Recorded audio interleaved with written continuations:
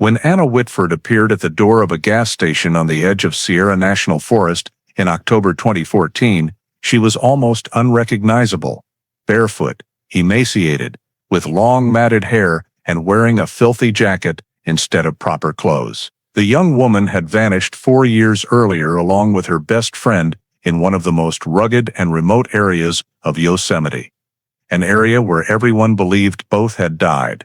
But the most terrifying part was not her appearance. The most terrifying part was what she said about those 4 years, about what had happened to her friend, and about the person who was still hiding somewhere deep in the woods. Before diving deeper into the story, don't forget to subscribe to the channel and hit the notification bell so you don't miss the latest cases. In the summer of 2010, Yosemite National Park was at the peak of tourist season. With sunny afternoons, dry air, and the granite cliffs of Yosemite Valley glowing in golden light. The Panorama Trail and Glacier Point area were the biggest draws, thanks to the panoramic views down to Half Dome and the distant waterfalls. It was at this exact time that 2 University of Oregon students, Anna Whitford, 20, a photography major who was calm and highly observant, and Maya Hernandez, 19, an environmental biology major who was energetic and meticulous, arrived at Yosemite to gather material for their semester project on light variation and ecosystems in the Sierra Nevada mountain region. The 2 had agreed on their itinerary in advance. Start from the Panorama Trail in the early afternoon, head up to Glacier Point, shoot a sunset photo series, and then return to Curry Village before full darkness. Weather data for the day showed perfect sunny conditions and clear skies, ideal for filming. Photos from Anna's camera confirmed that the 2 students were on site as planned and took numerous shots at Glacier Point. A family of tourists from Sacramento reported seeing Anna and Maya leave the viewpoint area around sunset, turning onto a smaller, less traveled side trail rather than the main route, likely to find a shooting angle without other people in the frame. That was the last time anyone had direct confirmation of the 2 students' location. As the light faded and tourists left the area to return to their accommodations, no one noticed that Anna and Maya did not reappear at any of the trail intersections. By evening check-in time at Curry Village, management noticed that their cabin was untouched from the morning, beds unused, backpacks neatly placed, personal items showing no signs of being packed up. Both families tried to contact them, but the phones were off. They confirmed that Anna and Maya did not have a habit of turning off their phones, especially in forested mountain areas. As hours passed without any signal or message, the families and Curry Village management grew increasingly worried. Around 10:45 p.m., after repeated unsuccessful calls and no sign of the students returning, the families officially reported the loss of contact to the Yosemite Rangers. As soon as the report was received, the rapid response team was activated. Rangers, K-9 units specialized in human scent tracking, helicopters equipped with infrared cameras, and ground search teams were immediately deployed according to standard protocol. The search operation started at Glacier Point, the last place Anna and Maya were seen, and then expanded along the Panorama Trail, following the route the students were expected to take back to Curry Village. On the ground, a grid search was implemented per YOSAR standards, mapping out search grids of 100 to 200 meters, depending on terrain, assigning SAR teams to each section, and marking on maps the entry time, exit time, areas covered, and areas not yet reached. Sections of trail, near cliffs, were prioritized first, as falls are the most common risk for inexperienced hikers. K-9 teams were released into lower forest routes to pick up any lingering scent, but the day's weather became a major obstacle. Unusually strong winds in Yosemite Valley, blowing upslope from the mountains, quickly dispersed ground scents, making it hard for the dogs to maintain a continuous track. In the initial hours of searching, some scattered footprints were noted along side trails, but they were not clear enough to confirm whether they belonged to the 2 students or other tourists that day. Rangers also found a few small areas of disturbed soil, but there were no fresh traces indicating direction of travel or an incident site. The helicopter team scanned from above, using FLIR cameras to detect human body heat. But by the end of the day, they only picked up wildlife and natural hotspots from granite rocks retaining afternoon heat. Based on decades of experience handling missing persons cases at Yosemite, the SAR commander outlined 3 initial hypotheses to guide the search. First, Anna and Maya may have taken a wrong narrow trail and become disoriented in a remote area as darkness fell. Second, one of them could have slipped on steep rocky terrain and the other tried to help, causing both to fall near the cliffs. Third, though rare, they could have been attacked by wildlife, particularly black bears or bobcats, if they inadvertently entered an uncontrolled area. However, there were no clear signs of struggle or claw marks in the search locations. In the following days, the search expanded into lower forest areas in case the students had wandered in the opposite direction from their planned route. Ground teams reswept each grid section, noting any unusual objects, clothing, bags, papers, fabric scraps, but nothing relevant was found. Some tourists re-interviewed reported seeing the students in the afternoon, but no one encountered them after sunset. This made determining their direction of travel even harder, as SAR teams could not confirm whether Anna and Maya had left Glacier Point via the main path or continued deeper into a side branch without leaving traces. As time passed, remaining clues became fainter. Strong winds, animal activity, and ongoing tourist traffic on the trails diluted the already scarce evidence. By day 5, rescue forces began shifting from the assumption that the 2 were still alive to the likelihood that they had met with an accident, but the location was unknown. However, since no personal items, like backpacks, jackets, or cameras were found, piecing together the scenario was even more limited. Over the next 3 weeks,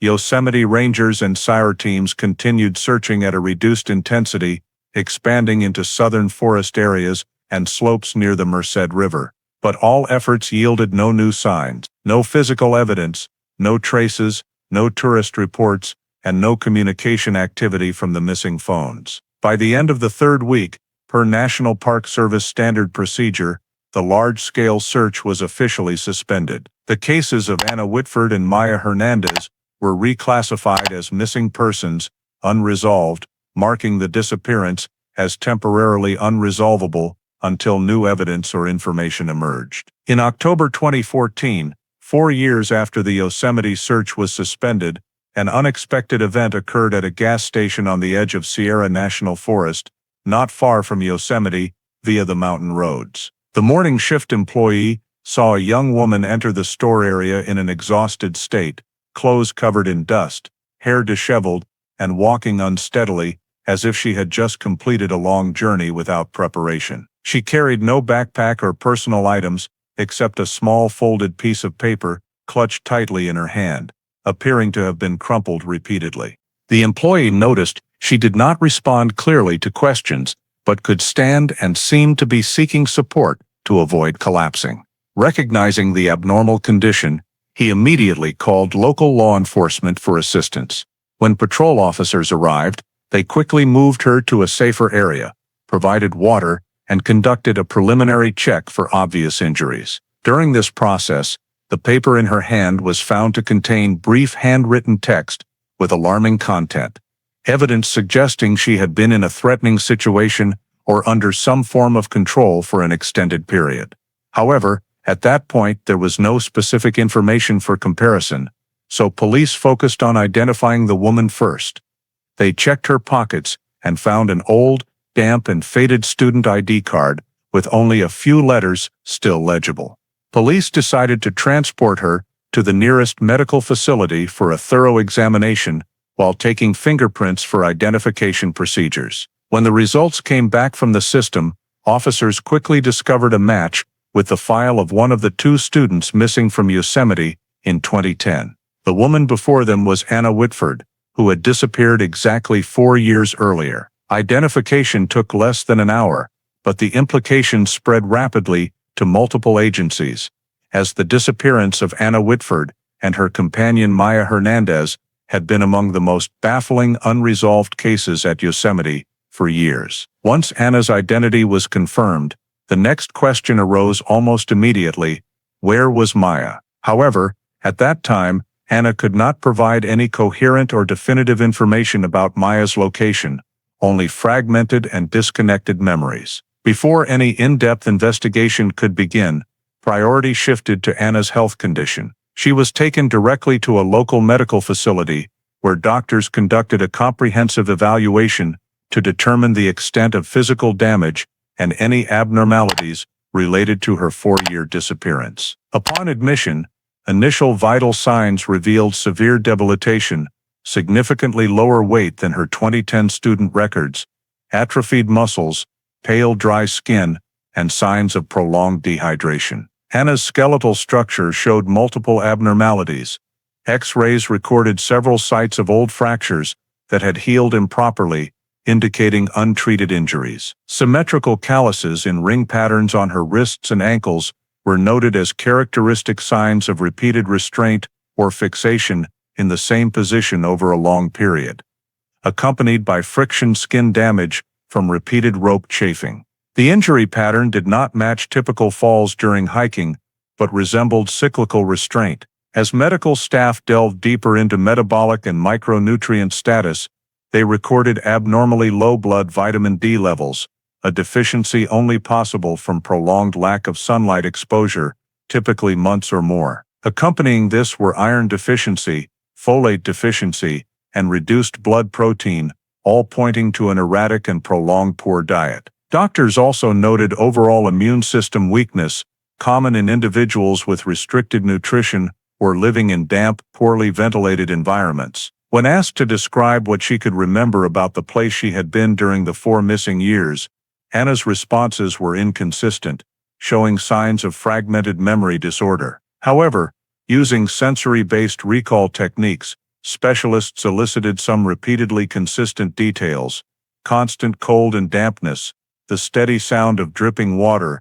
the smell of rusty metal, confined space and unchanging artificial light. She described the light being turned on in fixed cycles, unrelated to natural day-night rhythms, causing her to completely lose track of time. This information, cross-referenced with physiological signs, especially the profound vitamin D deficiency and disrupted circadian rhythm, strongly suggested Anna had lived in an environment completely devoid of natural light, such as an underground room or sealed space, for an extended period.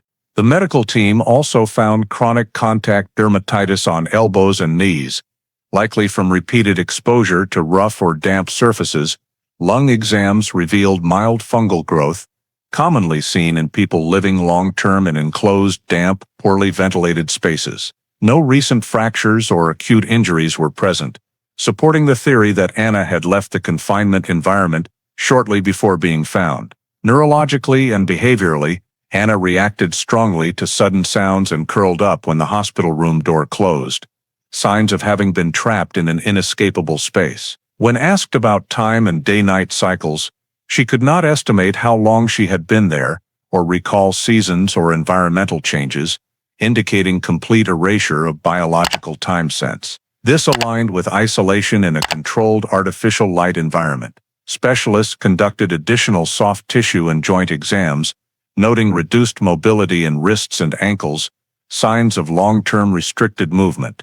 The details Anna recalled about her surroundings during the disappearance centered on 3 elements: sound, light, and smell. Continuous dripping water was described as constant background noise. Rusty metal and damp earth odors permeated the air she breathed. Light turned on in regular intervals, never too bright but never fully off. All of this reinforced the medical team's assessment that Anna had spent at least many months, possibly years, in a fully controlled space. At the time of evaluation, although Anna could not provide clear information about location or circumstances, the collective medical findings pointed to a consistent pattern: prolonged debilitation, physical restraint signs, malnutrition, and lack of natural light.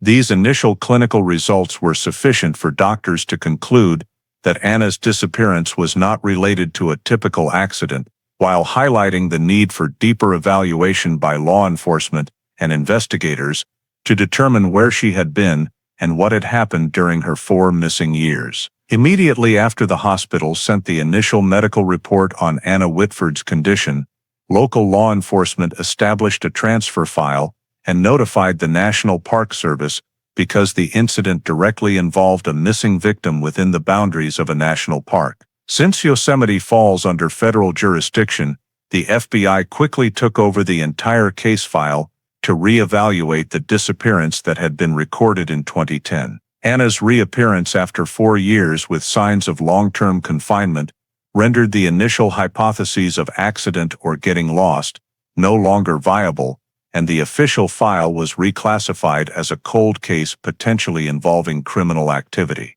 In the very first steps, federal investigators requested the collection of all remaining physical samples from Anna, including clothing, footwear, hair, soil samples still adhering to the pant legs and shoe soles, in order to conduct soil pollen mineral analysis to determine the environments where she had been prior to arriving at the gas station near Sierra National Forest. The crime scene technicians immediately initiated the sample separation process to prevent cross-contamination, employing pollen comparison and mineral analysis methods that are particularly effective in prolonged missing persons cases. These samples were urgently transferred to a federal laboratory specializing in forensic geology. Meanwhile, the National Park Service provided the FBI with all Yosemite terrain data that had been used in the 2010 SIR operations, including elevation maps, trail system diagrams, seasonal vegetation maps, and meteorological data from the time of the incident. Of particular importance was the detailed geological data for the eastern and southeastern areas of Yosemite, where numerous metamorphic rock layers and distinctive ancient sediments exist, which could help narrow the scope if matched with the soil samples from Anna's shoes. When the preliminary analysis results came back, one standout factor drew attention. The soil adhering to Anna's shoes did not match the common soil layers of the lower forest area where she was found, but instead aligned more closely with the unique mineral compounds of the land near old mining sites along Tioga Road and the northern adjoining areas of the Sierra Nevada forest. The pollen grains attached to the fabric fibers of her pants also indicated the presence of species that only grow at higher elevations than the location where Anna appeared. This discovery compelled the FBI to conclude that the victim had not simply moved through typical forest areas, but had likely been in an isolated location at mid to high elevation, in a rarely visited area that was not within the original SAR team's search perimeter. From the geological analysis direction, investigators narrowed down suspicious areas to include abandoned mines from the 1940s, 1960s scattered around the eastern edge of Yosemite. These mines had been surveyed and closed after mining operations ended, some sealed, others collapsed, but still retaining hidden access points beneath layers of earth and rock. The Park Service's comprehensive list recorded more than 36 major and minor mine sites, but after cross-referencing soil types and pollen samples, the FBI reduced it to about 1/3 of them. To systematize the information, a dedicated task force was established, consisting of FBI agents specializing in behavioral analysis, forensic geologists, crime scene technicians, GIS specialists responsible for compiling 3D maps, and Yosemite Ranger representatives for on-site coordination. The task force reviewed the old 2010 file, compiled all previous SR maps, compared them with the new data from the soil on Anna's shoes, to create a priority suspect map by level. Areas previously overlooked because they were outside Anna and Maya's expected route were now placed in the high priority group. Experienced rangers were also invited to analysis meetings to provide real-world data on accessibility levels, hazardous points, the condition of the mines, and the possibility of someone being held there undetected for an extended period. The FBI simultaneously reviewed all 2010 SR reports to identify any details that had been overlooked, particularly scattered notes, such as old landslide marks, trail sections not thoroughly checked, or any observations related to unfamiliar vehicles in sparse forest areas. The federal unit's initial analyses indicated that the disappearance no longer fit the missing in the wilderness profile, but was shifting toward a pattern of being removed from the original scene. The fact that Anna was found in Sierra National Forest, but carried geological traces from a completely different area, suggested she had been in multiple locations during the 4-year unknown period. Meanwhile, the failure to locate Maya with Anna, or within the radius around where Anna appeared, added pressure on the investigative team to determine whether the two had been held at the same location or separated during that prolonged process. With full legal basis and in-depth data from soil pollen analysis, the FBI and Yosemite Rangers officially formed a joint investigative team to identify the location where Anna had likely been confined, with the focus on abandoned mine shafts along the eastern slopes of Yosemite and adjoining areas of neighboring national forests. This became the primary approach for the next phase of the investigation. Based on the soil and pollen analysis results from Anna's clothing and shoes, the Joint Federal Investigative Team and Yosemite Rangers established a priority zoning map, marking areas with matching mineral characteristics and pollen composition. The analysis revealed that the soil adhering to Anna's shoes contained a mixture of fragmented silicate minerals and gray clay particles characteristic only of certain old mine sites in eastern Yosemite. The pollen samples stuck to her pant fabric fibers also belonged to plant species from high elevation zones that Anna could not have encountered in the lower forest area where she was found. When layers of geological, vegetation, and elevation data were overlaid on the GIS map, the suspect range was narrowed to a narrow belt extending near the secondary branches of Tioga Road, where numerous abandoned diggings from half a century ago existed.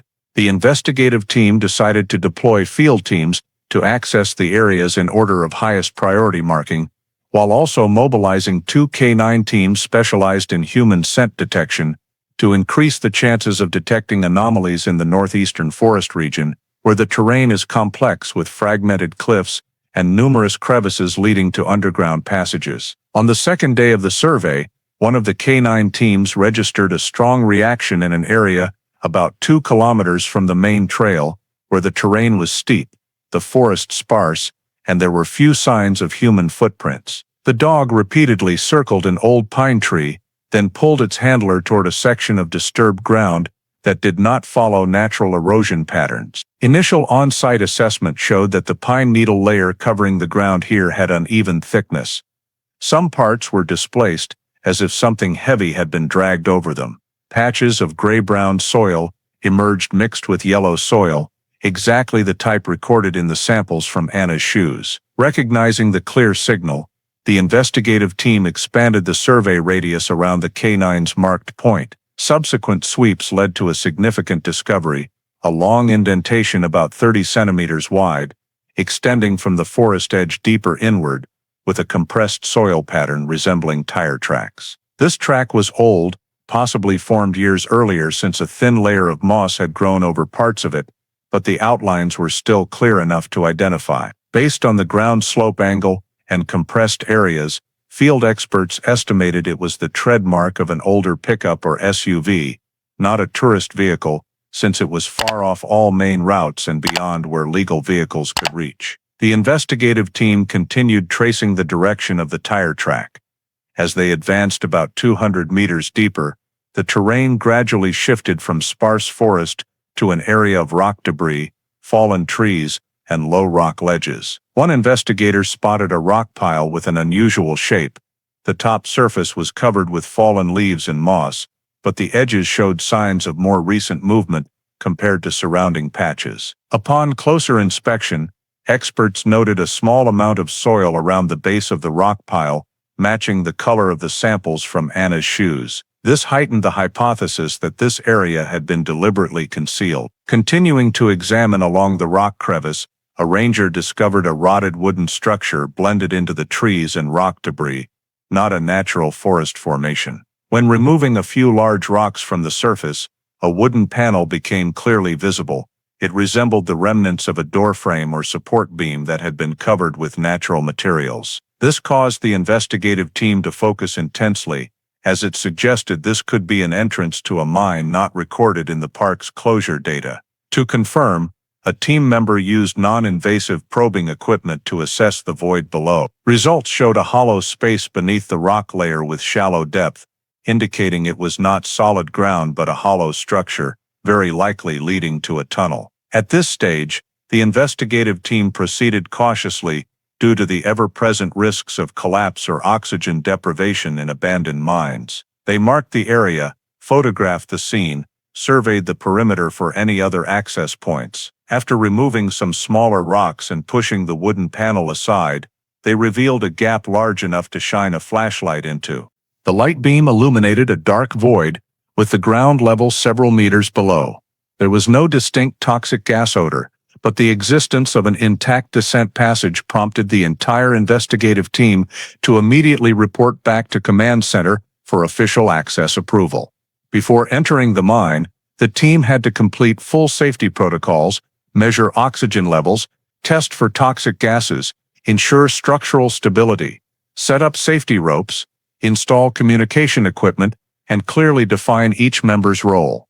A supporting technical unit used handheld gas analyzers to measure sufficient oxygen levels for limited human entry. But temperature and humidity inside the mine were higher than outside, consistent with Anna's medical file description. They also conducted structural stability tests by checking the load-bearing capacity of the mine entrance and anchor points for ropes. Every preparatory step was taken to minimize risks to the lowest level. During the surrounding area survey, the investigative team noted an additional noteworthy detail. About 30 meters from the mine entrance was a small cleared patch with few trees and more compacted surface than normal. This could have once been a turnaround spot for a small vehicle. This matched the tire track discovery and reinforced the judgment that this was not just a randomly abandoned mine, but a place with repeated human access over an extended period.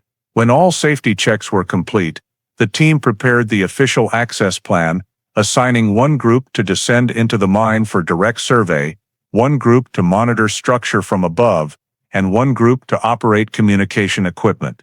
This was a critical step because any information obtained inside the mine could be the key to explaining Anna's 4 years of disappearance and Maya's unknown whereabouts. With full preparation, the investigative team began lowering personnel into the concealed mine entrance, ready to confront whatever the depths might reveal after 4 years of silence. When the investigation team began lowering personnel into the newly discovered mine entrance, all activities were conducted under strictly controlled conditions to ensure safety, as the structure of the abandoned mine posed a risk of collapse at any moment. The first person lowered carried gas detection equipment, high-powered lights, and a chest-mounted camera to transmit live footage to the monitoring team above. Upon reaching the bottom, the flashlight beam swept across the space, revealing a tunnel approximately over 1.5 meters wide and taller than a person's height, with the rock ceiling showing old cracks but maintaining minimal stability. The temperature inside was several degrees higher than the external environment, and the humidity was heavy, consistent with a poorly ventilated mine. Initial checks confirmed a passage extending about 15-20 meters before turning and widening into a larger chamber. The survey team continued forward, simultaneously marking the route with reflective material to establish a safe path for multiple entries and exits. The deeper they went, the more the natural light from the entrance faded and completely disappeared after a few turns. The investigation team had to rely entirely on portable lighting. Natural ventilation was very weak. Air circulation primarily came from a small air shaft far at the end of the mine, indicating that this area had once been used by humans and possibly had additional manually installed ventilation holes. After advancing further for a considerable distance, the first team discovered an expanded chamber approximately 12 square meters in size, with a low ceiling and rock walls reinforced with old wooden beams, a sign of human intervention to create a more stable, usable space. At the center of the chamber, the light reflected off a large object lying close to the corner, a thin mattress placed on the ground over a temporary layer of planks. The mattress surface was covered in dust and had dark brownish-black stains. Beside it were scraps of fabric and several rusted metal cans. The investigation team assessed this as very likely a long-term living area and proceeded to photograph the entire layout for future scene reconstruction. At the edge of the right wall, a section of rock had been ground flat to create a waist-high surface, above which were faint shiny streaks and dirt smudges pulled into straight lines, evaluated as the position where an artificial light source was placed. The discoloration marks on the rock ceiling were not soot from fire, but traces of a light bulb operating for extended periods in an enclosed space. Moving to examine the opposite area, the investigation team discovered a section of the mine wall with edge-grinding marks, as if from continuous rubbing by a metal object, leading down to a semicircular compacted area on the ground below. This was determined to be where the victim frequently sat for long periods in a fixed position. A few steps away, a small broken metal lock lay on the damp ground, of a type in active use rather than abandoned. In the center of the ground, a very faint circular mark was visible, the imprint of a heavy object's base that had been placed there for a long time. When the technical team approached the dark corner at the back, they discovered a black tactical glove. The glove's surface was covered in dust and fabric fibers, the fingers stiffly bent from time, and it did not match the type of gloves used by miners. Continuing the search in this area, they found a synthetic fabric ski mask, black, designed to cover the entire face, placed close to the edge of the rock wall. The presence of these items reinforced the assumption that this mine space had been purposefully used in the recent past, not merely as remnants of an old mine. As the scene documentation expanded, the investigation team discovered a narrow passage at the far end of the chamber. This passage was low and small, appearing not as a main mine road, but as a spontaneous extension. The team proceeded in and found that the passage led to an area only about 6 square meters wide. The light beam sweeping over the rock surface revealed faint streaks extending from the corner down to the ground, darker than the surrounding areas. Upon closer approach, the investigation team realized these were old bloodstains that had seeped deeply into the rock and soil. The blood patches spread across the wall and flowed down to the ground in thick streaks, a pattern consistent with traces of a strong impact or repeated violence in a confined space. Directly on the ground below, the metal detector emitted a faint signal. The investigation team carefully excavated the shallow soil layer and found a rusted folding military knife, but still identifiable. Beside the knife was a thick gray cloth with dark patches, suspected to be old bloodstains. All items were collected according to proper evidence procedures. This area was marked as the violence chamber, distinctly different from the main living area. Continuing the survey, the investigation team discovered an even smaller side passage to the left of the violence chamber. Its size was only enough for a person to crawl through hunched over, not a natural space. When shining a light deep into it, they saw a deeper darkness and a motionless object lying in the middle of the floor. After widening the entrance to prevent collapse, the technical team used a fiber optic camera for preliminary inspection. The images transmitted to the screen showed a human skeleton curled up, with tattered clothing remnants, long hair still attached in some patches, and a silver bracelet matching the description of what Maya Hernandez was wearing in 2010. When the forensic team descended to approach, they confirmed the body had decomposed to the skeletal stage, but still had sufficient basis for preliminary identification through personal items, height, and anatomical points. The body was positioned offset to one side, indicating an unnatural landing position, possibly from being dragged or pushed in. Around the body were signs of lightly disturbed soil and a few torn fabric pieces, reinforcing the assessment that this was not the initial death site, but a place to conceal the body in sealed and humid conditions. After identifying the body and the detention chambers in the mine, the investigation team proceeded to fully document the scene. All evidence, traces, blood patches, object positions, grinding directions, and slide marks on the ground were photographed from multiple angles, videotaped, measured for dimensions, and detailed in reports. A three-dimensional scene diagram was created using laser scanning equipment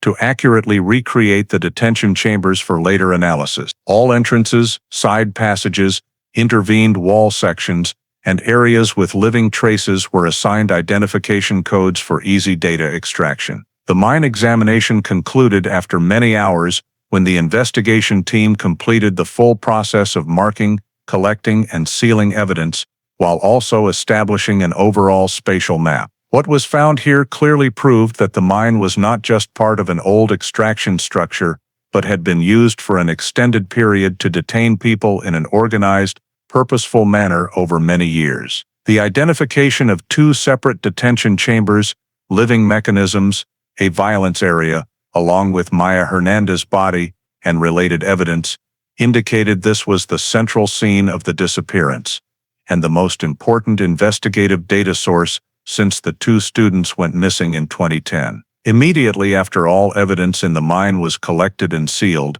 the samples were transferred to the Federal Forensic Laboratory for DNA analysis, fabric material testing, and footwear traces to identify the individuals who had been present in the detention space. The process began by extracting samples from items showing direct contact with the victim's body, most notably the gray cloth with numerous old dark patches, the rusted folding military knife, and the torn fabric pieces found near the violence area. Initial analysis results revealed the presence of DNA fully matching the biological identification profile of Anna Whitford, consistent with her having been detained in the living area. Maya Hernandez's DNA samples were also identified in multiple locations, particularly in the violence chamber and the side area where the body was found, allowing confirmation that she had been held in this exact space before death. However, more importantly, from multiple mixed samples obtained from the cloth,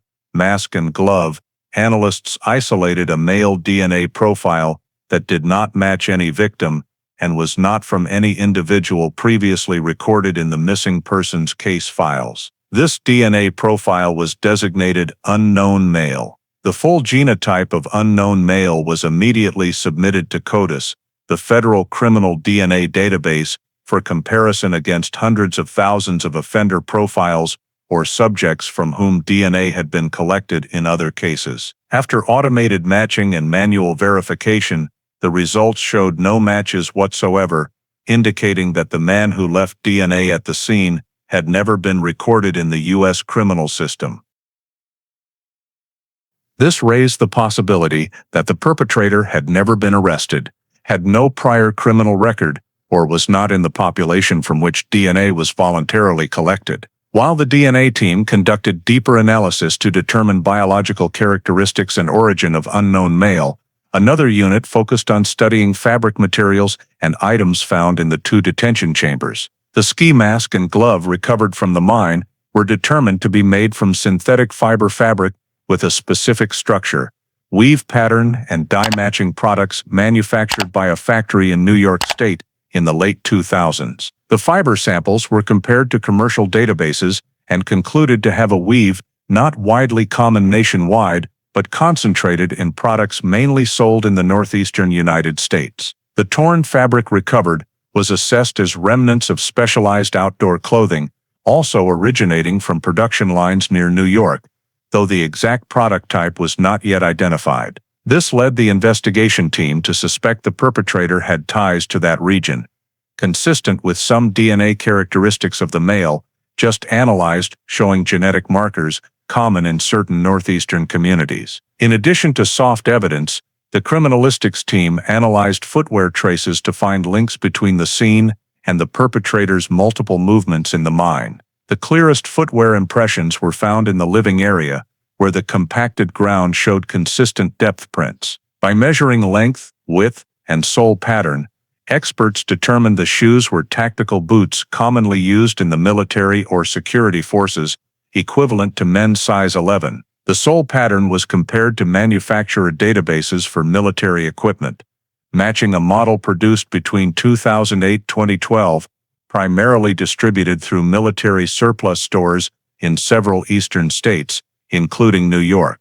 The impressions in the mine showed even wear, indicating the wearer had used these boots for an extended period. Some off-direction traces in the fine dust near the violence area indicated the presence of these shoes during the conflicts that left blood streaks on the rock walls. This increased the likelihood that unknown male was the only person moving inside the mine, alongside the two victims, and owned the boots that left the traces. From the combined results of DNA, fabric materials, and footwear traces, the investigation team initially constructed a unified picture.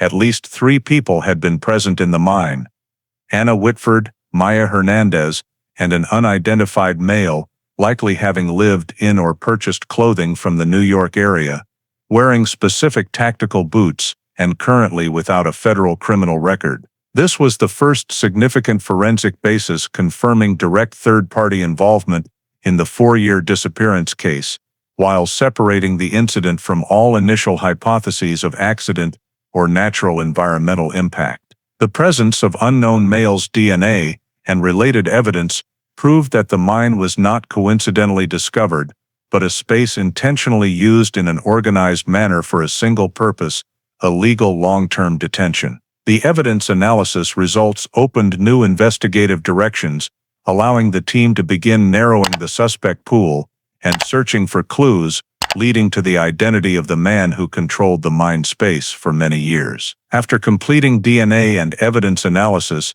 the investigation team moved to the phase of reconstructing the detention timeline based on physical data collected in the mine. Determining the sequence of events over the 4 years Anna and Maya were missing required combining multiple types of traces: item degradation, surface metal oxidation, ground wear levels, and markings carved on the mine walls to build the most accurate possible time model. First, the technical team examined restraint ropes found in the living area. Based on fiber structure and aging degree, they determined the ropes had endured repeated stretching over a long period. The polyamide fibers in the ropes showed uneven degradation, some sections broken from pulling force, others deformed from continuous elongation.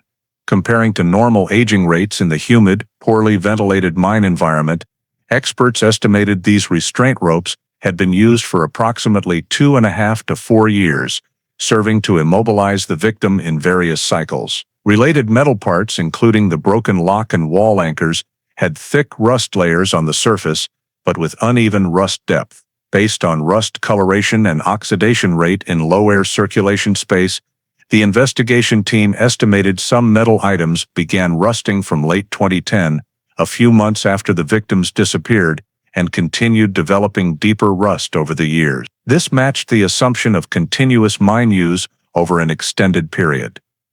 Next, the team surveyed the mine floor in the living and violence areas. The ground in Anna's chamber had worn grooves running in 2 fixed directions, similar to traces created by a person repeatedly moving within a confined range multiple times daily. By measuring groove depth and shallowness, combined with subsurface soil compaction, experts determined activity in this area lasted at least 3 to 4 years. In the violence chamber, where streaks were deeper and concentrated in a semicircle near the rock wall, indicating hurried movement or resistance in limited space, consistent with the blood traces and collected evidence. Another valuable data point for determining detention duration was the carved markings on the walls. On the rock surface in the living area, the investigation team discovered dozens of vertical and horizontal scratches divided into even groups. Some scratches were fainter, indicating they were carved in the early phase of detention.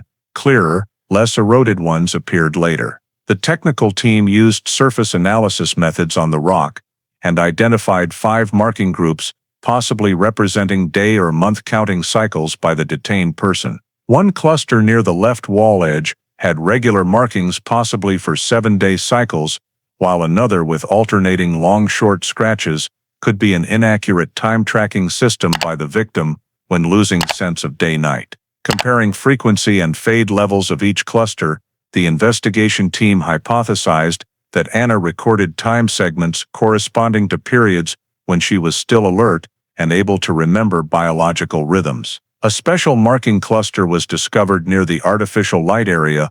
The surrounding rock surface had thin discoloration in an arc shape, indicating a fixed hanging light source for a long time. Comparing to Anna's description of cyclic light, the investigation team determined the artificial lighting in the mine was turned on and off on a repeating schedule, not natural cycles. Analyzing discoloration amount and fade on the rock surface from bulb heat helped estimate the lighting system's operation time at about 3 to 4 years, strong evidence reinforcing the long-term detention timeline. Combining all physical data, restraint ropes, rusted metal, ground wear grooves, wall markings, and lighting traces, the investigation team constructed a common timeline. The start of detention was determined to fall shortly after the 2010 disappearance date. In the first 6 to 9 months, simultaneous presence of Maya's DNA and multi-layered blood, plus deep wear in the violence chamber,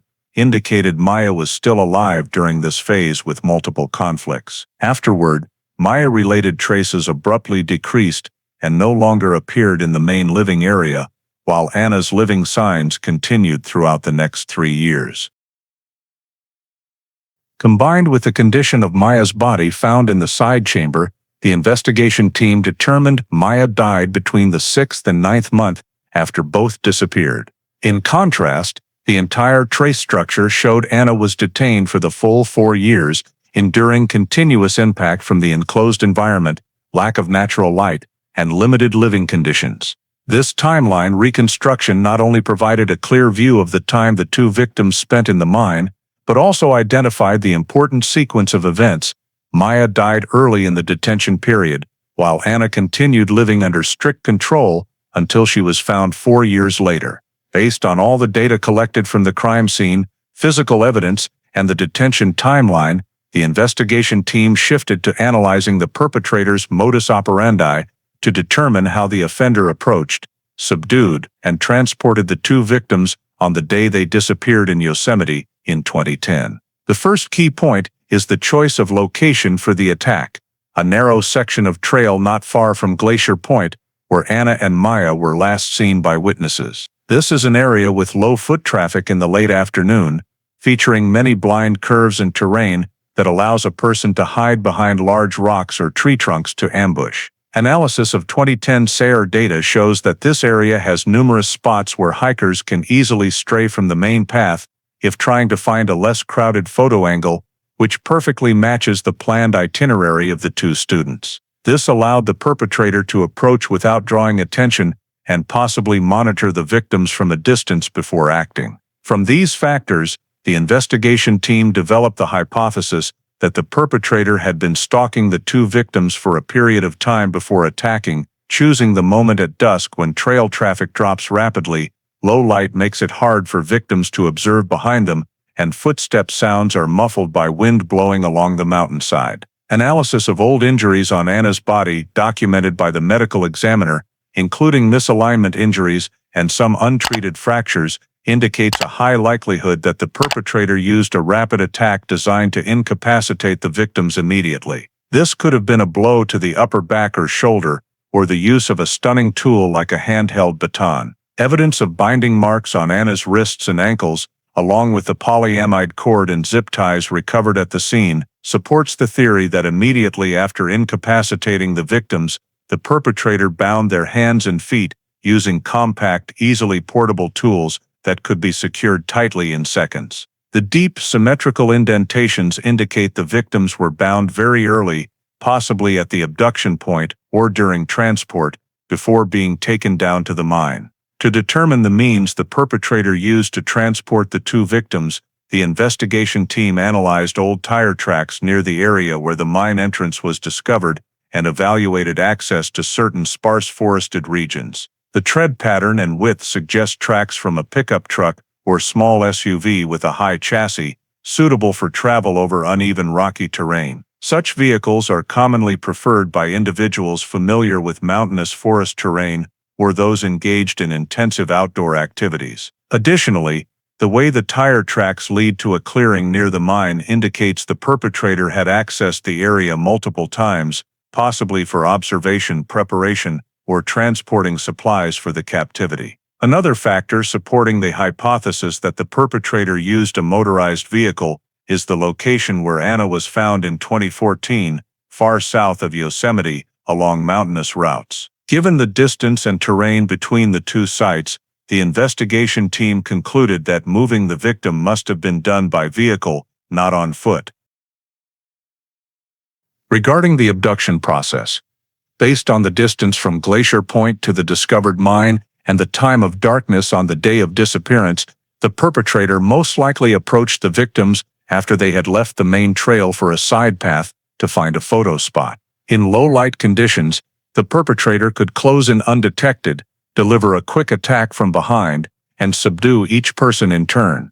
The absence of extensive struggle marks on the trail supports the theory that the attack occurred in a very short time, with sufficient force to render the victims unable to resist within seconds. The marks on Anna's body also suggest the perpetrator likely used a systematic subdual method commonly seen in individuals with training. When combining this information with the equipment factors, including tactical gloves, ski mask, military folding knife, and size 11 military boots, the investigation team assessed that the perpetrator very likely had experience in the military or security forces. The military boots with distinctive sole patterns and uniform wear indicate the wearer had used military or paramilitary footwear for an extended period, not just purchased casually. Furthermore, the skill in camouflaging the mine entrance with natural materials also points to knowledge of avoiding detection in forested mountainous areas. The perpetrator covered the mine opening with rocks, branches, and soil in a way that minimized signs of human intervention, something difficult for someone without field experience to maintain effectively over years. Transporting the victims from the attack point to the abandoned mine also required prior preparation. The perpetrator had to identify clear access routes, turnaround spots, and locations to stop the vehicle without being spotted by tourists or rangers. This indicates that before committing the crime, the perpetrator had scouted the area multiple times, understanding side roads, observation blind spots, tourist movement patterns, and the times with the least traffic. All these factors combine to form a clear picture of the modus operandi. The perpetrator selected an ambush location with advantageous terrain, stalked the targets until the optimal moment, used a rapid attack and binding tools to neutralize the victims, then transported them by motorized vehicle to a pre-prepared abandoned mine. The level of organization, detailed planning, and ability to access remote terrain show that the perpetrator did not act impulsively but had a specific plan, selecting the targets and captivity location over an extended period. From this entire chain of analysis, the investigation team concluded that the offender possessed scene control and camouflage skills far above average, along with knowledge of impact force in attacks and subdual procedures, consistent with someone having military training background, thereby shaping the profile of the individual responsible for the 4-year abduction in the Yosemite mine.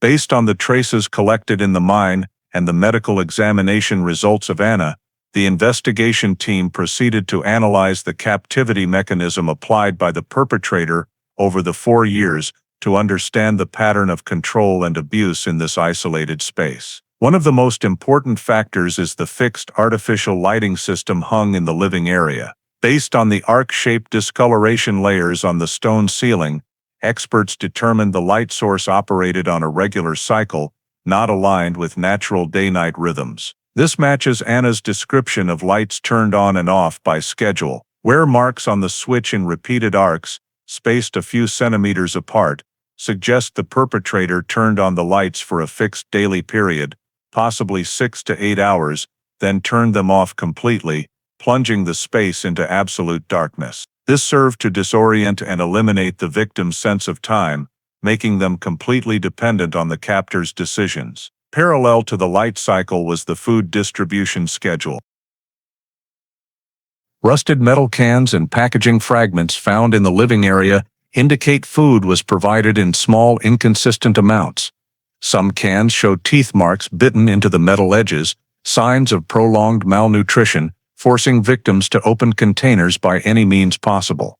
Based on the scattered distribution of the cans, the investigation team determined food was likely supplied on an irregularly varying basis, sometimes once a day, sometimes only every few days. This is a common control technique in forced captivity models to maintain physical and psychological exhaustion. Traces on the walls and floor of the violence room allowed the investigation team to assess the punishment methods applied by the perpetrator. Layers of dried blood with varying intensity indicate violent acts occurred multiple times, weeks or months apart. Some scrape marks on the rock walls run from high to low, as if from a metal object or hard stick swept with momentum. The depth and spatter range identified downward strikes, applying force from above, typical when the attacker deliberately exerts heavy pressure on a restrained victim. This aligns with rust residue still adhering to anchor hooks and binding cords found near the violence area. Beyond physical violence, environmental evidence also shows the perpetrator applied prolonged psychological coercion. In the living area, many bare rock surfaces have small arc-shaped carvings that are roughly scratched out. According to psychological experts, these may be time-marking symbols Anna or Maya attempted to carve to track time, but deliberately erased afterward, an action showing the perpetrator sought absolute control over the victim's time perception. Additionally, the mine contained no signs of clocks, calendars, or items to track day-night cycles. The stifling, humid air accelerated food decomposition, creating persistent, unpleasant odors. This may have been intentionally maintained by the perpetrator. Keeping an uncomfortable living environment is an indirect form of psychological coercion. Temperatures in the mine remained consistently low, with no evidence the perpetrator provided sufficient blankets or bedding. Wear patterns on the floor show Anna mostly moved within a narrow range of a few meters, leading to gradual muscle atrophy. This evidence matches the medical findings when she was rescued. Severe muscle mass loss and joint issues in wrists and ankles from restricted movement.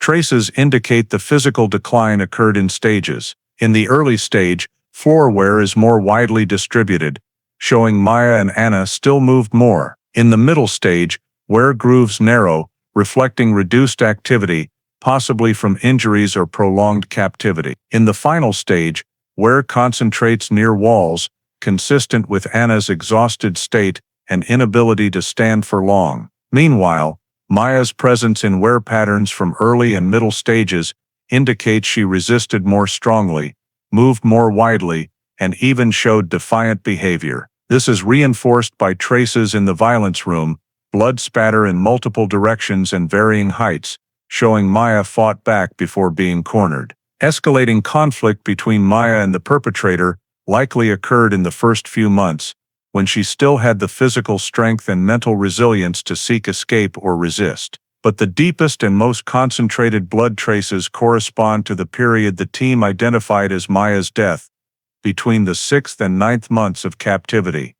Scene traces indicate that after prolonged conflict, each perpetrator appearance was accompanied by violence to suppress or punish. The stone surface where the artificial light was hung also has faint handprints, dusty not bloody, showing Anna tried to reach the bulb to alter the light cycle, but erased hand marks proved the perpetrator detected and immediately prevented it. Such crude intervention stripped the victim of any control over living space. In the remaining years, with only Anna surviving in the mine, the control pattern became even clearer. Supplied items decreased, light activation became more erratic, and living space shrank. Remaining footprints on fine dust layers show the perpetrator entered the mine less frequently in the final stage. This left Anna in absolute isolation for extended periods, leading to severe circadian rhythm disruption and psychological decline. The simultaneous application of light control, food restriction, physical violence, and psychological coercion created a sustainable captivity environment over years, gradually eroding both victims' resistance.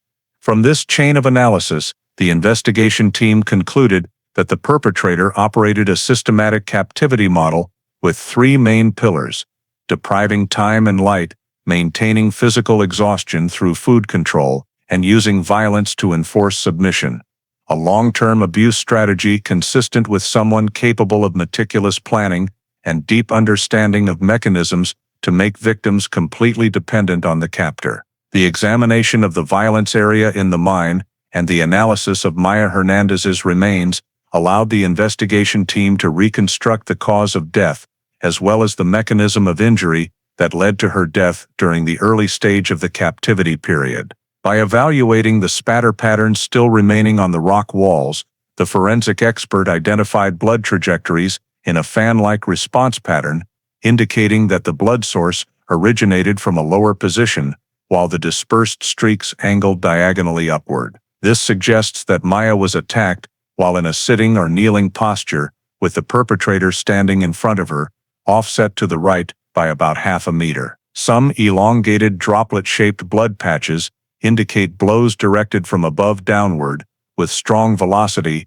and the perpetrator's standing position close to the wall, possibly to limit Maya's space to evade. The elongated streak marks on the rock surface from high positions down to the ground indicate multiple consecutive blows, with wide arm swings and high acceleration, consistent with a rigid club-like weapon or a heavy metal object. When analyzing Maya's skeleton, the forensic expert noted multiple fracture points primarily in the rib area and skull. The fractures in the ribs exhibited characteristics of blunt force trauma from direct frontal impacts, with cracks radiating outward, indicating blows directed straight into the chest at close range. In contrast, the skull fractures were more severe, with 2 crack lines propagating down to the temples and extending to the cheekbones. When combining these data, the investigation team concluded that the weapon was likely a rigid object approximately 30–40 centimeters long, with high hardness, capable of producing severe injuries in both the head and chest regions. The pattern of the head fractures indicates that Maya was struck at least twice in the head, the first blow creating the primary fracture, and the subsequent one causing the cracks to propagate widely. The depth of the fractures and the remaining depressed bone on the skull surface indicate impact force exceeding the threshold for mild injury, likely causing the victim to lose consciousness immediately. Examination of the fractured rib fragments also revealed signs of impact force from the right side, consistent with the spatter pattern showing the perpetrator standing offset to the right during the assault. These analyses align with the layout of the violence room, where the right side wall has the highest density of bloodstains. The ultimate cause of death was determined to be severe intracranial trauma from direct blunt force, combined with a lack of any emergency aid or subsequent care. The conditions in the mine, low oxygen, low temperature, and high humidity, further worsened Maya's condition critically within just a few hours after the injury. There were no traces indicating that Maya received any bandaging or wound treatment. Even evidence like blood-soaked claws were not located near the remains, but in the violence room, showing that the perpetrator made no attempt to provide aid.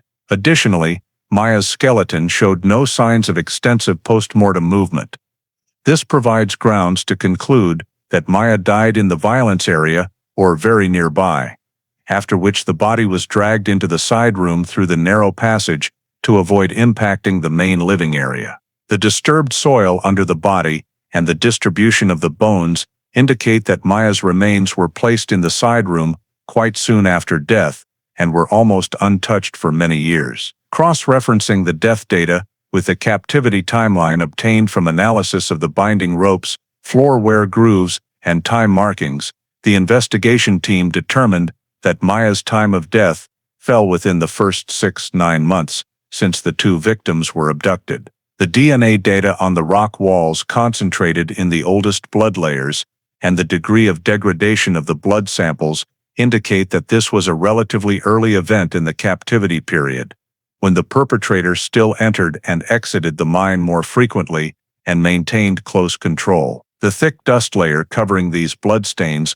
also shows that violence related to Maya did not recur in later stages. Maya's death in the early stage also aligns with the gradual disappearance of her movement, traces on the mine floor. In the early stage, the wear grooves were still wide and dispersed, indicating Maya could still move. But afterward, these traces vanished completely, while Anna's wear grooves continued for an additional 3 years. This reinforces the conclusion that Maya was no longer alive in the mine beyond the determined time frame. The investigation team also analyzed the small hand bones of Maya and discovered some fragments with defensive-type cracks, commonly seen in victims who raised their arms to block blows. However, the impact force to the head and chest was too strong for her defensive attempts to reduce the severity of the injuries. The combination of brain trauma, chest trauma, and complete lack of medical care caused Maya to die quickly, most likely within a few hours after the beating. The experts assessed that the perpetrator not only intentionally inflicted severe injuries, but also deliberately abandoned the victim to die, as evidenced by the body being moved to the side room immediately after the incident, and the absence of any signs that the perpetrator returned to check on Maya's condition before decomposition began. When cross-referencing all the data, spatter patterns, bone analysis, physical evidence and timeline, the investigation team concluded that Maya's cause of death was severe head trauma, causing intracranial hemorrhage, combined with abandonment in a harsh environment. This was not an accident or the result of ordinary struggling, but intentional violent acts leading to death, occurring during the period when the perpetrator still tightly controlled both victims. Maya's early death in the captivity period not only highlighted the serious nature of the case, but also helped confirm the sequence of events established in the overall captivity timeline of the two missing students at Yosemite. After completing the DNA analysis and reconstructing the crime mechanism in the mine, the investigation team moved to a critical phase, tracing the identity of the man designated as unknown male. Since his DNA did not match any profiles in the federal criminal database CODIS, the FBI shifted to genetic genealogy, forensic genealogy using expanded DNA matching. The unknown male DNA sample was transferred to the genealogical unit, where experts analyzed dominant gene segments and marker SNPs in the genome, then compared them against millions of voluntary DNA profiles in commercial databases. This was not aimed at finding an immediate individual match, but at identifying distant relative groups with sufficiently strong genetic links to reverse engineer the suspect's family tree. Results after weeks of analysis showed that the man's DNA was linked to a branch of the Starkweather family, scattered across New York State. Matching gene segments at the distant relative level, equivalent to fourth or fifth cousins, appeared in multiple profiles, all belonging to individuals with roots in the suburbs of Albany and Schenectady. This immediately narrowed the investigation scope when combined with other forensic data. Fibers and materials in the mine largely originated from manufacturers in the northeastern United States, particularly the New York area. The alignment between DNA characteristics and material origins strongly reinforced the hypothesis that the perpetrator had geographic ties or residence in New York. From there, the FBI's genealogical team proceeded to reconstruct the family tree of the identified Starkweather group. They compiled lists of dozens of different branches, screening each combination of births, deaths, generational migrations, and family histories. Civil records were cross-referenced with military enlistment records, tax records, voter lists, birth and death certificates. In particular, since the shoe prints suggested the suspect might have a military background, the team focused on Starkweather lineage individuals who had served in the military or security forces. Upon deeper analysis, they discovered that among those family branches, there was a Starkweather family in Niskayuna, New York, with 2 generations who had served in the military and lived near areas distributing products similar to the evidence found in the mine. Further narrowing occurred when the FBI cross-referenced fibers recovered from the scene. The black ski mask and tactical gloves found in the mine featured weave patterns and synthetic fibers produced by a factory in Schenectady County. These were not widely distributed nationwide, but mainly sold in the Northeast.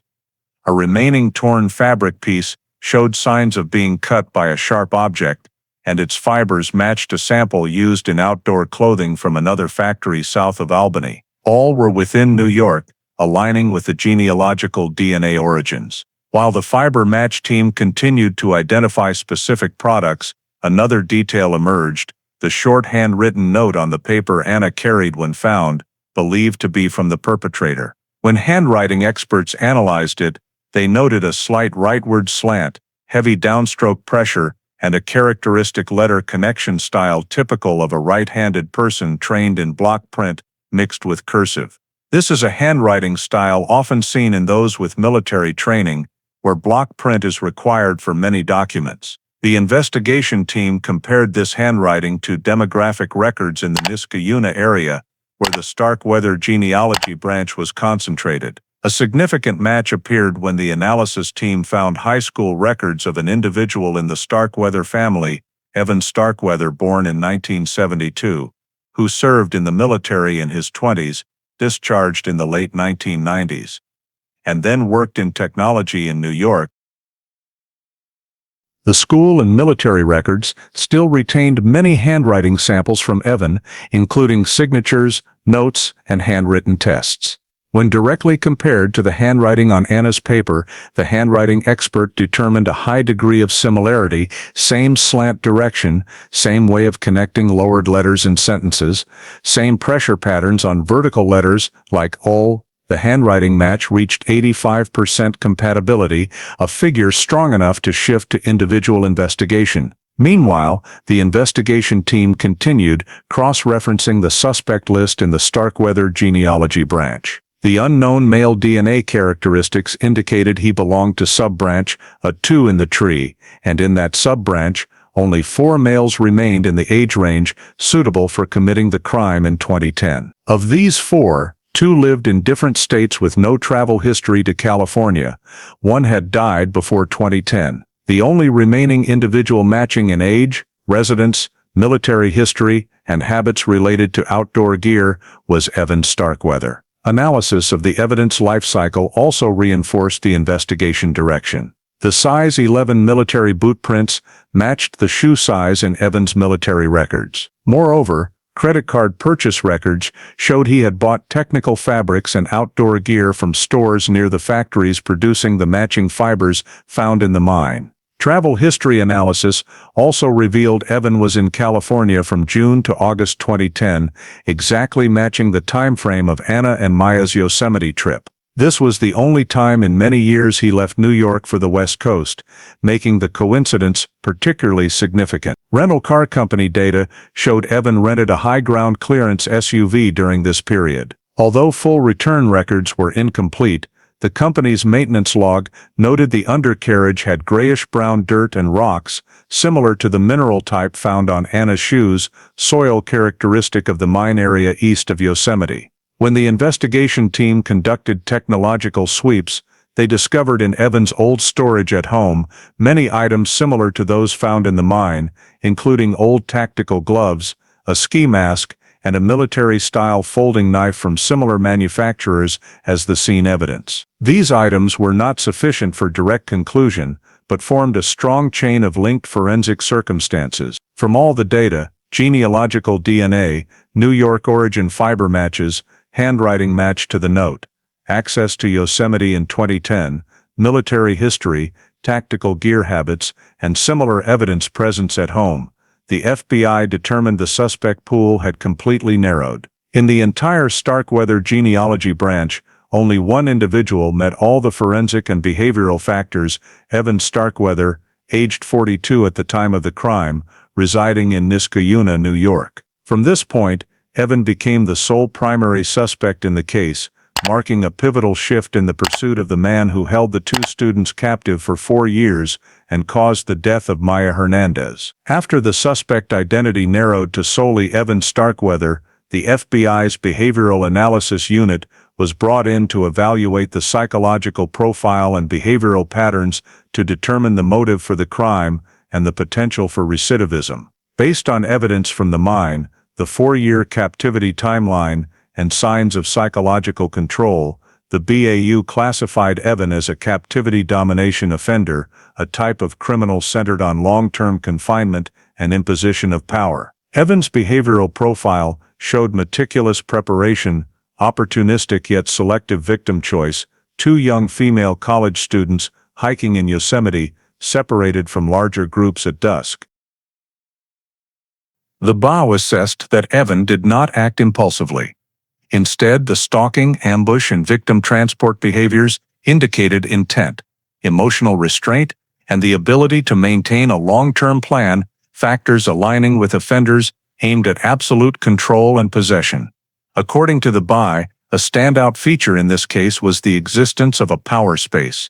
The mine prepared, modified, and used as a completely isolated environment where the perpetrator held absolute life and death authority.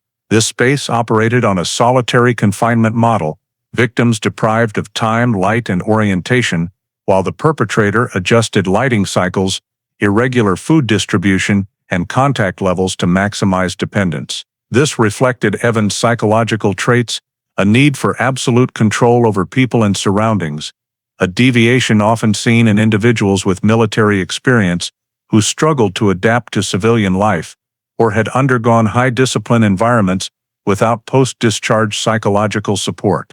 The BI reviewed Evan's background data and noted several risk factors: early age military service, abrupt discharge, transition to solitary low social interaction work, and retention of tactical gear years after leaving the military. This suggested Evan maintained part of his power and control mindset from the military environment, but lacked appropriate structures to channel it, leading to deviant behavior toward others. Evan's actions in the mine, including light adjustments, erratic food allocation, psychological coercion, punishment via violence, were evaluated by the BAU as methods to maintain a state of submission in the victims. This is also typical of domination-motivated captors, perpetrators seeking dependence rather than just physical harm. According to the BAU, notably, Evan continued holding Anna for 4 years after Maya's death. This behavior did not reflect sexual assault or impulsive violence motives,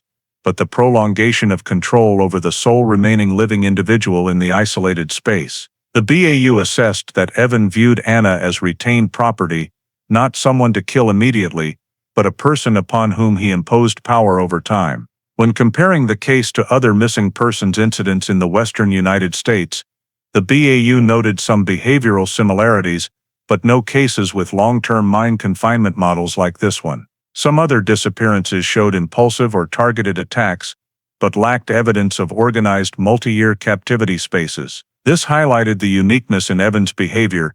Each step reflected long-term planning and persistence in maintaining a dependence environment. The BAU evaluated Evan's primary motive as neither financial, personal conflict, nor sexual, but the need to test absolute power. His choice of 2 young hikers separated from crowds indicated selection based on accessibility and high post-subdual control potential. No evidence in the items suggested intent to demand ransom or contact victims' families, reinforcing that the motive lay entirely in the perpetrator's personal power structure. The BAU also considered the possibility Evan had committed similar acts before. Based on the behavioral profile, he may have attempted approaches to other victims unsuccessfully or without traces. However, no missing persons cases in the database had similar confinement models or evidence linking to Evan before 2010. This led the BAU to lean toward Anna and Maya being the first victims. The installation of lighting systems,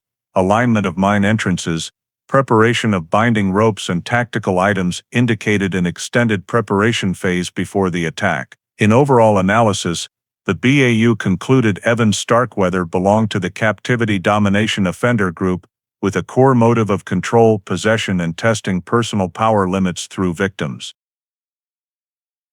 The repetitive behaviors in the mine reflected the stability of this model over 4 years, and Evan's sequence of choices, from initial attack to sustained captivity, handling of Maya's body, and continued control of Anna, all fell within the behavioral structure the BAU evaluated as consistent, organized, and driven by a deeper psychological motive than any impulsive factors. After the FBI determined that the unknown male DNA sample did not match anything in CODIS and did not belong to any criminal profile, the federal agency transferred the data to the genealogical team for in-depth analysis. There, Liz McConnell, a genetic genealogy expert who had collaborated with the FBI on many difficult cases, was assigned the role of tracing the genetic origins of unknown male through distant relative matching techniques. Liz's work began with uploading the unknown male SNP sample to commercial genealogical databases like GED Match and Family Tree DNA,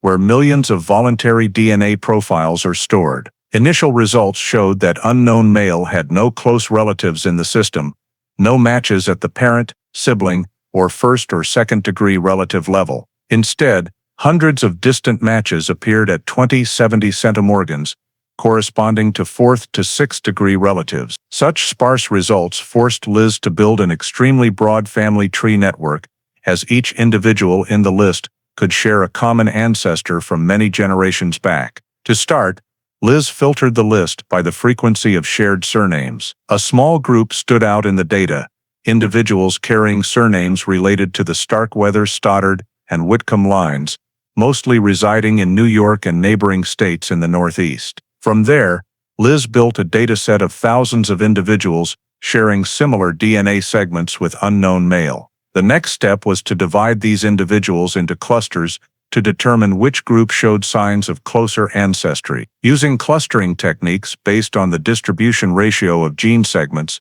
Liz identified a group of about 200 individuals belonging to a family tree branch with higher genetic similarity to unknown male. Upon deeper research into this group, she discovered that most had ancestors living in upstate New York during the mid-19th to early 20th centuries. This was a strong signal because it matched the forensic results regarding the origin of fibers and items recovered from the mine scene, most of which were manufactured in New York. As she continued narrowing down the family tree, Liz created diagrams combining genealogy and population history, reviewing common ancestral couples among the individuals in the suspect group. By connecting each generation, she identified a couple living in Schenectady around 1880-1900 who were likely the common ancestors of unknown male. From this ancestral couple, Liz traced the descendant branches, forming a broad family tree of hundreds of individuals spanning multiple generations. By analyzing the frequency of characteristic DNA segments linked across the branches,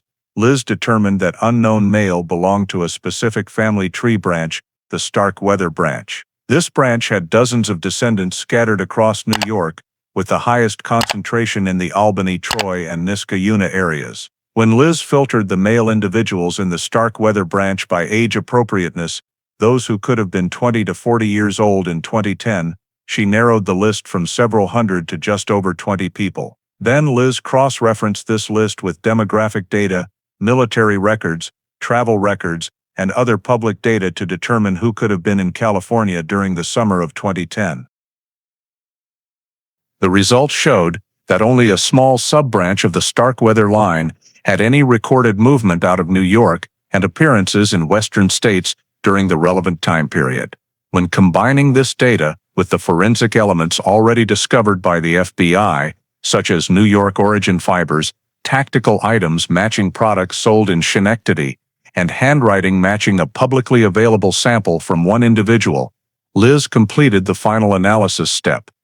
Only one person in the entire family tree matched all the genetic, geographic, and behavioral factors. That person was Evan Starkweather. The narrowed family tree indicated that Evan belonged to the exact root branch, carrying the strongest matching DNA segments with the unknown male sample. Upon deeper analysis of each distant relative, Liz determined that unknown male had to be a direct descendant of one of three sub-branches of the original Starkweather family.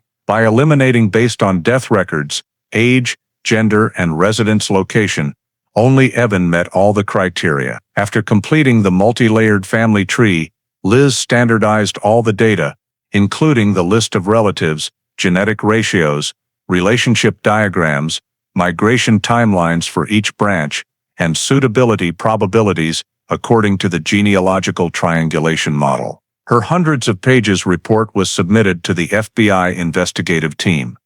In the report, Liz stated with a high degree of certainty that unknown male belonged to the Starkweather branch in Niskayuna, and within that branch, Evan Starkweather was the only individual who fully matched all the DNA characteristics, age, geographic location, and forensic indicators collected from the scene. This was the first time in the entire case that the suspect's identity was clearly identified using genealogical methods, providing sufficient grounds for the FBI to move to the direct approach phase and collect a confirmatory DNA sample. When Liz McConnell's genealogical report identified the sole suspect as Evan Starkweather, The FBI moved to the direct approach phase to collect a confirmatory DNA sample and verify identity under federal procedures. A team of special agents was dispatched to Niskayuna, New York, the quiet residential area where Evan lived with his family.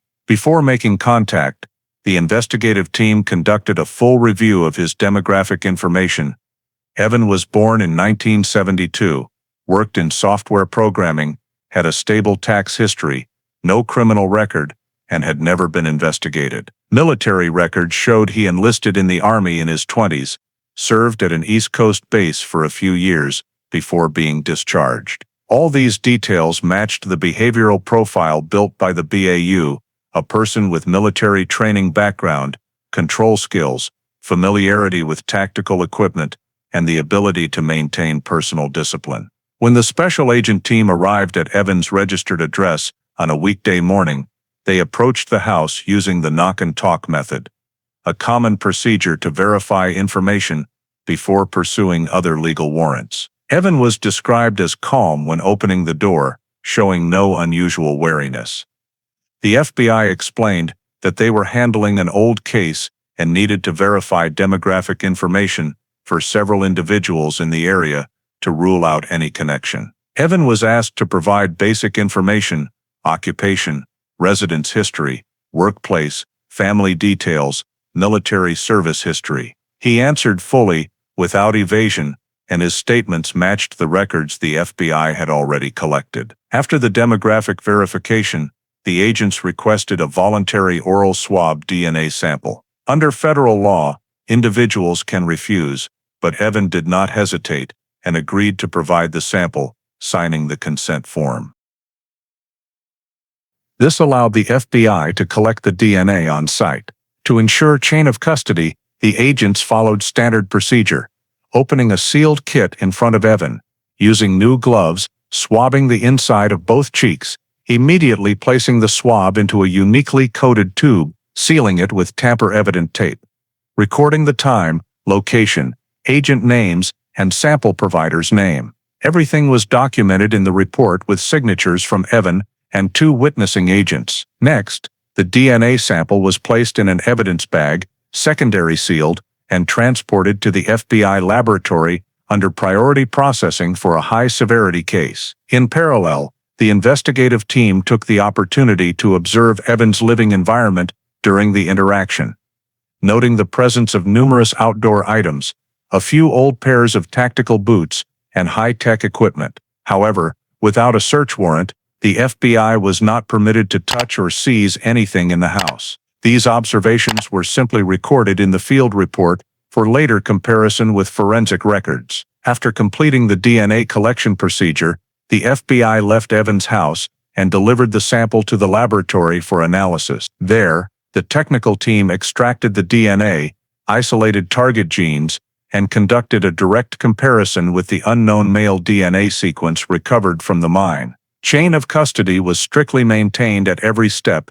Each transfer to a new technician required signed confirmation of the time, recipient identity, and processing purpose. This is a mandatory requirement to ensure the DNA results can be used as evidence in proceedings without challenge. When the laboratory completed the resolution process and placed Evan's SNP markers on the same comparison chart, the entire genetic profile matched perfectly with the unknown male sample, a 1:1 profile. This result fully reinforced the forensic conclusion that the person who left DNA in the mine appeared on evidence in both holding areas and was directly involved in Maya Hernandez's death was Evan Starkweather. The direct DNA collection and successful match marked a critical turning point in the investigation file, closing the identity search phase and transitioning the case to confrontation and criminal processing. When the DNA analysis results confirmed a complete match between the sample collected directly from Evan Starkweather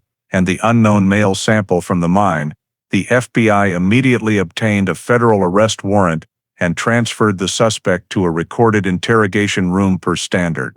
As soon as Evan was brought into the interview room, the investigators began with the Miranda procedure, ensuring he understood his right to remain silent and his right to an attorney. Evan nodded in acknowledgement, but did not request an attorney immediately, maintaining a calm, almost detached demeanor. When the formal interrogation began, the investigator first presented the DNA results. The unknown male genetic chart matched 100% with Evan's oral swab DNA. They displayed the comparison table on screen, pointing out each matching locus. Evan stared at the table for a long time, showing no clear reaction beyond cold focus. The investigator continued presenting the forensic chain. Size 11 military boot prints in the mine matching Evan's military foot. Size records. Fibers from the mask and gloves in the mine matching products sold near his former residence. Handwriting matching samples from his school and military records. Tactical evidence at his home matching items seized in the mine. Once all the evidence was laid out in sequence, the confrontation shifted from accusation to information extraction.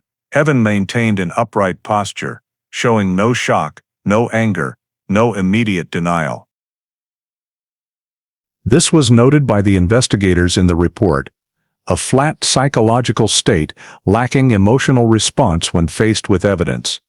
After allowing Evan a moment of silence, the investigator asked the first key question. Did you ever go to Yosemite in 2010? Evan admitted it.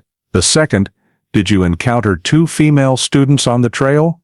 He paused for a few seconds, then nodded slightly. From there, the confession began to unfold. Evan admitted to stalking Anna and Maya on a narrow trail section near Glacier Point. He said that initially there was no specific intent, but when the 2 victims separated from the crowd to find a less crowded photo spot, he saw an opportunity that rarely comes twice. According to his statement, Evan approached from behind, attacking quickly with his hands or a small hard object he carried. He said he didn't want to seriously injure them at the initial stage, using only enough force to incapacitate both for a few seconds. The investigators noted in the report that Evan described this behavior in an even tone, without emotion, as if explaining a technical procedure. When asked about transporting the victims, Evan admitted to using a rented SUV in California to take Anna and Maya to the mine area that he said he had discovered long before. He had cleaned, prepared, and concealed this mine to ensure no one would find it. The investigators asked him to describe the captivity in detail. Evan explained clearly. He initially kept both in the same room, then separated Maya and Anna when conflict between them made the space difficult to control. When asked about the artificial lighting system, Evan confirmed that he deliberately turned lights on and off in cycles to maintain space stability. He admitted to intentionally adjusting food amounts and appearance times to keep the victims dependent, citing the reason that their complete dependence made everything safer and easier to manage. When the topic shifted to Maya's death, Evan maintained an even tone, but his eyes showed a slight change. He said Maya did not cooperate, frequently resisted, and disrupted the shared living space. According to his statement, during one conflict, Maya attacked him, which later forensics did not fully match, but still indicated resistance. And he lost control for a moment. The investigators asked him to describe the specific actions causing death. Evan admitted to striking Maya on the head with a hard object, more than once. When asked why he did not take her to a hospital or provide care, Evan replied, "Impossible. Everything would end if I left there with a high chance of detection."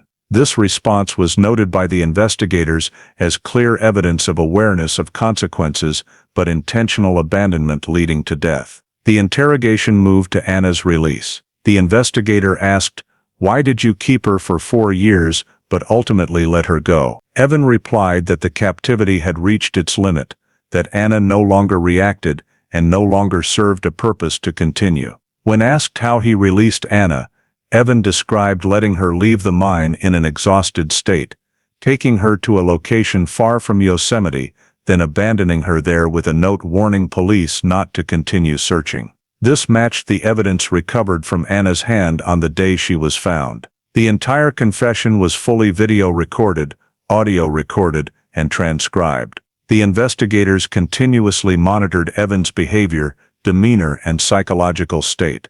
He showed no remorse, no emotional fluctuation when discussing Maya's death or Anna's 4 years of captivity. Psychological notes indicated cold, calculated, and emotionally detached behavior, consistent with the BAU profile analysis. The interrogation concluded when Evan confirmed the entire sequence of events: approach, attack, transportation, captivity, Maya's death, maintaining control over Anna, and releasing her from the mine after 4 years.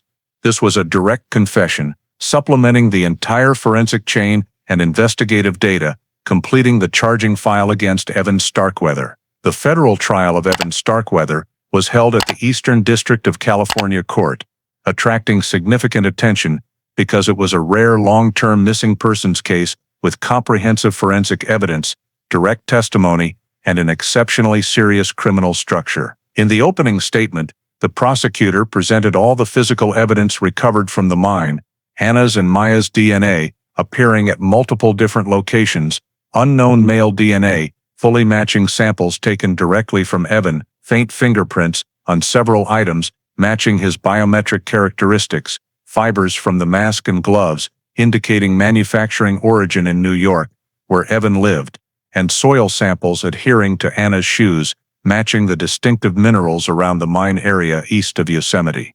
The prosecution also presented handwriting comparison images between the paper Anna held and Evan's handwriting in his military records, showing high similarity in letter structure and stroke pressure. Next, the prosecution outlined the captivity timeline constructed from forensic analysis. Maya and Anna were abducted shortly after disappearing, taken to a pre-prepared mine. Maya endured repeated violence in the first 6-9 months and died from intracranial trauma combined with neglect. Anna continued to be held under a regime of controlled lighting, food, and psychological manipulation for nearly 4 years until Evan took her to Sierra National Forest and abandoned her. This section was supported by charts, 3D scans of the mine, crime scene photos, and forensic analyses of blood spatter, restraint marks, wear grooves, and evidence found in the 2 holding areas. The first witness was the medical expert who examined Anna.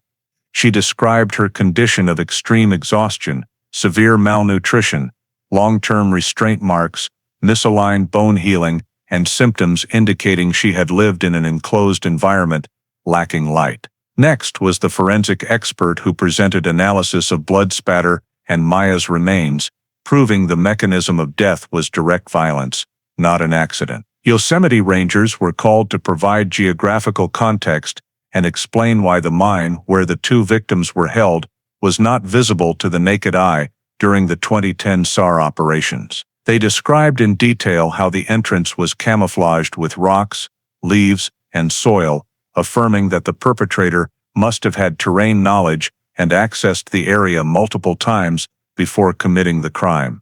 The FBI team presented the process of collecting and analyzing evidence, matching DNA in the mine to Evan's samples, handwriting comparison, fiber analysis tracing to New York origin, rental car history, Evan's travel timelines coinciding with the 2 students' Yosemite trip.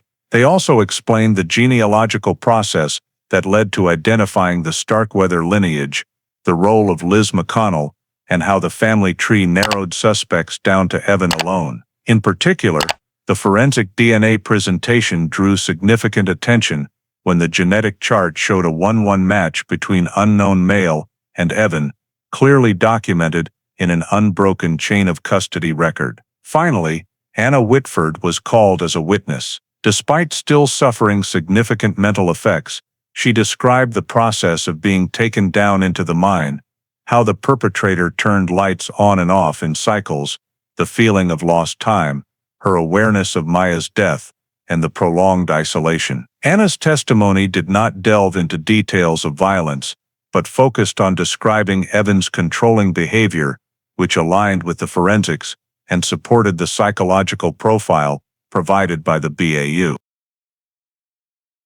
The defense attorney attempted to raise questions about Evan's mental health at the time of the crime, but there was no medical evidence showing he suffered from any condition that impaired his awareness or control of his actions.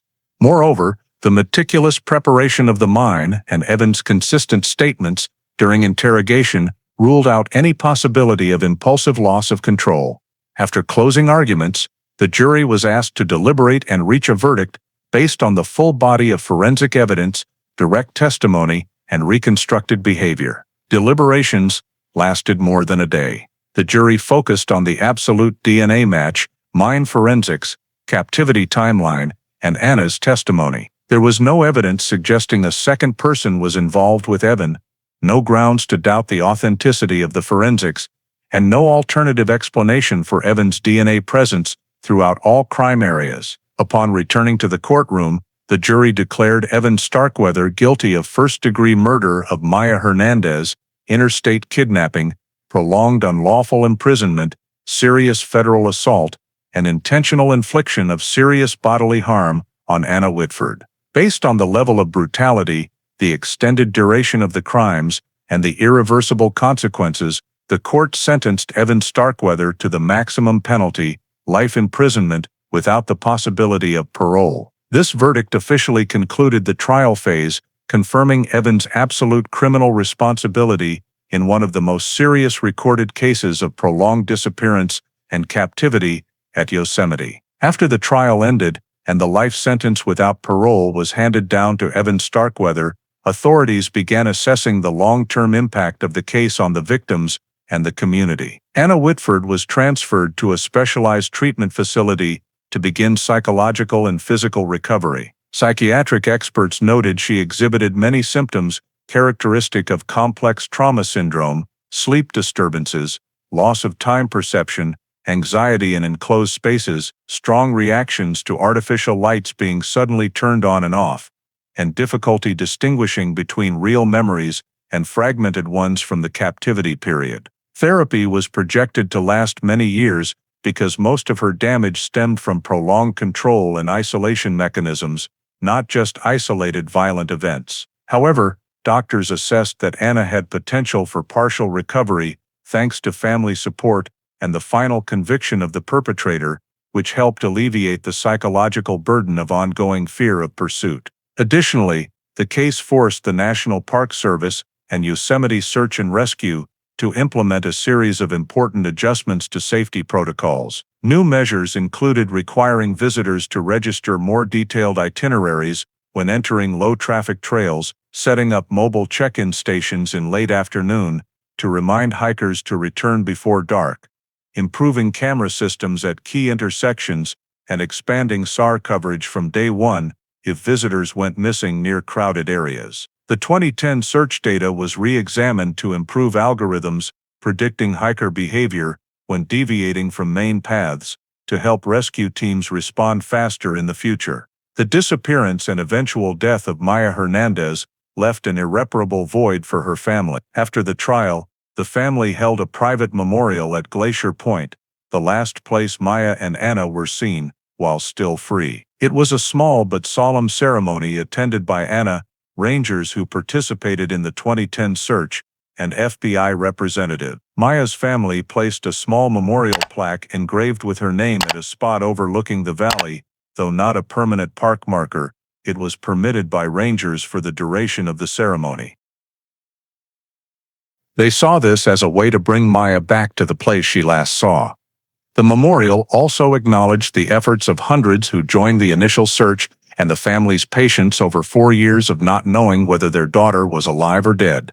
The case also opened a new direction in criminology research due to Evan Starkweather's level of preparation, long-term control, and captivity methods far exceeding typical violent behavior. Evan's profile was turned into a bio-case study to deeply explore risk factors related to offenders using fixed spaces to maintain power. Experts analyzed the psychological and environmental factors leading to Evan's behavior, military background, social isolation, control tendencies, planning ability, and prolonged moral deviance without outward manifestation. These analyses served as the basis for developing early warning indicators for law enforcement agencies to detect cases at risk of building illegal captivity models in isolated spaces, especially areas with many abandoned structures like mines, warehouses, or old buildings. The compilation of Evan's forensic, genealogical, and behavioral data became important training material to prevent similar cases in the future.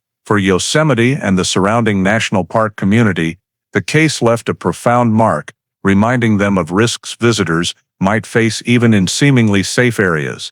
But at the same time, successfully solving the case after 4 years of the student's disappearance and nearly 14 years from the disappearance to trial was proof of the federal investigation system's efforts, the integration of modern forensics, and the determination to pursue the truth to the end. The case closed with the sentence for Evan Starkweather, but its impacts continue to shape how Yosemite protects visitors, how the community remembers Maya, and how criminology agencies analyze and predict new risks, all to prevent a similar tragedy from happening again. The story of Anna Whitford and Maya Hernandez is not just a complex criminal case, but also reflects many real-world issues in contemporary American life, particularly complacency in outdoor activities, lack of vigilance toward personal threats, and the value of modern forensic technology in protecting the community. Anna and Maya, choosing to veer onto a low-traffic trail at Yosemite, an action that seemed harmless and common for photography enthusiasts, showed how a single moment of leaving crowded areas could create an opportunity for someone with malicious intent. This is an important reminder for Americans, where outdoor recreation and nature exploration are familiar cultural activities. Always share your itinerary in advance. Hike in groups, maintain contact when possible, and avoid leaving main paths as darkness approaches. Details about the camouflaged mine also highlight that America has many abandoned structures, from mines to warehouses, that bad actors could exploit. This underscores the importance of local authorities continuing to inspect, seal, and monitor dangerous areas, while encouraging the community to report suspicious locations. The case also demonstrates the need for warning systems and psychological support for former military personnel, like Evan Starkweather, individuals who sometimes carry trauma, a sense of power, or control tendencies from the military environment without proper support after returning to civilian life. This is a reminder to American society about the importance of mental health programs for veterans. Finally, Anna's miraculous survival and the case being solved through forensics, DNA genealogy, and federal coordination show that technology and unrelenting effort can deliver justice even after many years have passed. The lesson here: never dismiss any unusual signs, always share your plans with loved ones. Prioritize safety when exploring nature, and believe that the community, from rangers and the FBI to ordinary citizens, can work together to protect one another from dangers hidden beneath the beauty of America's vast landscape. Thank you for following to the end of this haunting story. Don't forget to subscribe to the channel so you don't miss cases investigated in depth like this one. See you in the next video, where we continue to uncover the truths hidden behind tragedies that seem to have faded into oblivion.